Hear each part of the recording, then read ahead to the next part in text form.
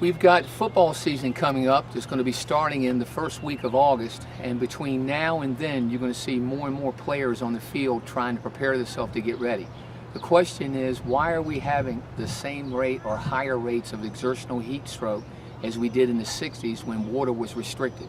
When other issues that we've done a better job of doing as far as making sure kids drink water and have proper rest periods, what are the reasons we still have a high rate of kids dying? Today we want to talk about the things that we can change that can prevent kids from dying playing football. It's been said that education as far as learning or understanding is useless unless what we can learn can be practically applied to the correct action. And this really applies to what we're going to talk about today about exertional heat stroke. Issues of kids dying on the football field is for us to still ask ourselves in a preventative sense, what are we doing well, or what can we do better? And coaches are the best people to be able to implement this because they're the greatest communicators of making something happen. Take something that they know has to be done and put it into action.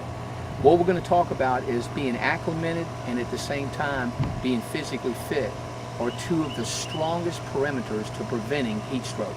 Right now it's not being practically applied anywhere in the country. Coach Jason Mead of Lee Davis High School was the first coach to start using this testing with his kids as a preventative sense. And the test is called a VO2. It's a measure of the kids' aerobic strength.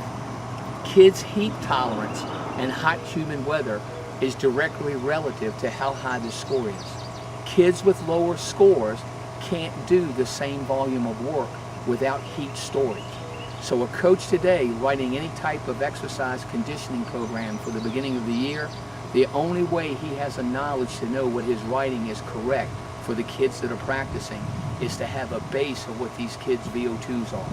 What I want to do is we're going to go inside and we're going to learn more about issues that the national position stand of athletic trainers, what's their position stand on heat-related illnesses and death. How about the American College of Sports Medicine? These are credible organizations that give us the knowledge to say what can we do better. Let's take a look at what their stands are and show how we can do it better. Before we can fix this problem of exertional heat stroke relative to football, we've got to bring more awareness to the problem. And if you take a look at the data, even in 1970 to 1975, there were heat-related deaths across the United States of 21 kids dying. Well, that was at a time period where coaches restricted water.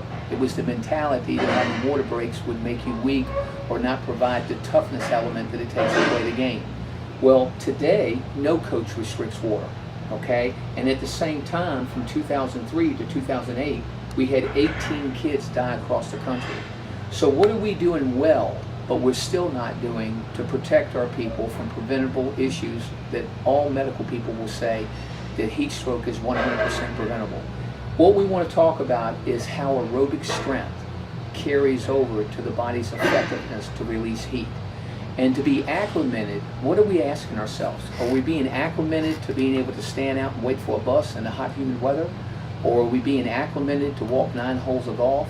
Or are we being acclimated to run gassers, wind sprints, condition drills, play drives, things that cause metabolic heat production 20 times above what we can produce at rest?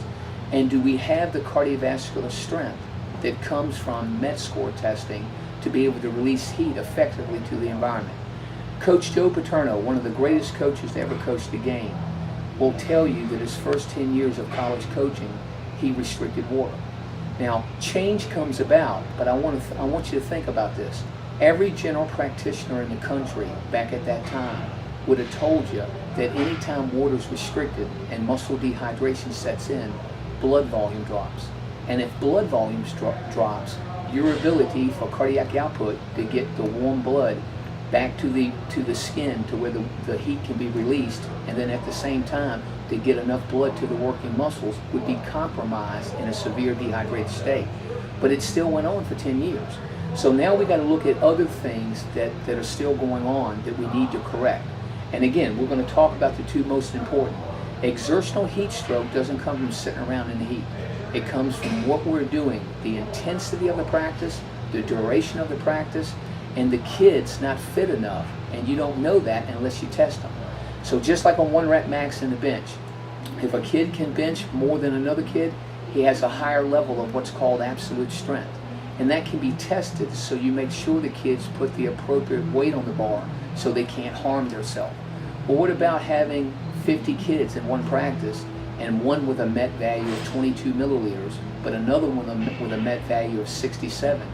And when the coach says we're going to run 10, 16 gassers, how does he know that unless he tests the kids which ones have the tolerance to do that much work in any environmental conditions? So we see that heat stroke can happen even in cooler weather. What's causing it when the kid's not dehydrated? It's how his body has lost the ability to, again, release heat to the environment from having very, very, very low levels of aerobic strength. Now what I want to go to is 2 position statements that are highly regarded. The National Athletic Trainers position statement on heat stroke and the American College of Sports Medicine. And so let's look at their guidelines and let's look at what are they saying or reason kids are dying. This position statement that, again, the National Athletic Trainers Association position statement on exertional heat illnesses, this is a great article written to protect our kids.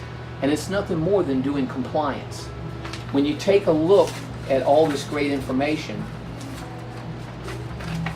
they list 9 environmental risk factors. So things outside of heat and humidity that can cause kids to die of heat stroke. And if you look at dehydration, obviously that's a concern within the organization. But so is barriers to evaporation as far as when the equipment comes on. Kids being ill before they start practice. A history of heat illness. Increase in body mass index, where the kid has more body mass than he does surface area. Today that's a big issue. Kids are bigger today, muscle-wise and fat-wise, than the 1960s. But right here listed, poor physical conditioning. I'm going to read it exactly how it's written. Individuals who are untrained are more susceptible to heat illness than are trained athletes. As the VO2 max of the individual improves, the ability to withstand heat stress improves independent of acclimatization and heat adaptation. Now that's a very strong statement. It also says that high intensity work, when you're unfit, overweight, or unacclimated, can raise core temperatures to dangerous levels within 20 to 30 minutes. So if we look at football practices today, and we look at how conditioning is generally done at the end of practice, we have to know the kid's individual MET score to know how appropriately the conditioning program is being written, so we don't put kids at risk. At the same time, if you look at the American College of Sports Medicine, and this article was written 2009, and this statement from the American College of Sports Medicine states directly, heat tolerance is often less in individuals who have the lower maximum aerobic power, is measured in VO2 max. VO2 max under 40 milliliters should be a major concern. Now again, if right now as athletic trainers, these are position statements and their organizations that we're talking about that should not be neglected, then learning or understanding really has no relevance unless we practically apply it. And then testing kids to find out which ones are at risk have no value unless you do preventative programs April, June, July, leading up into August. So you can see right now we're neglecting it. We need leadership. That means we need leadership from school administration. We need leadership from principals. We need leadership from ADs. We need leadership from coaches and athletic trainers to protect these young men that are playing a game that we all love. Heat and humidity comes in August. Coaches are no more demanding than they were in the 30s and what they expected from their players. But the honesty is our players are different today.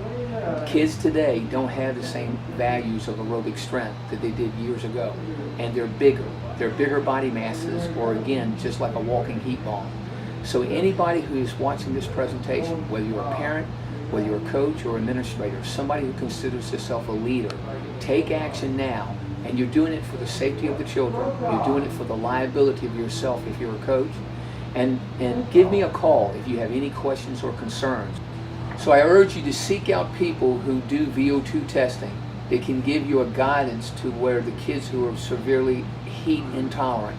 And at the same time, if you need exercise prescription, this is the only way exercise prescription can be written.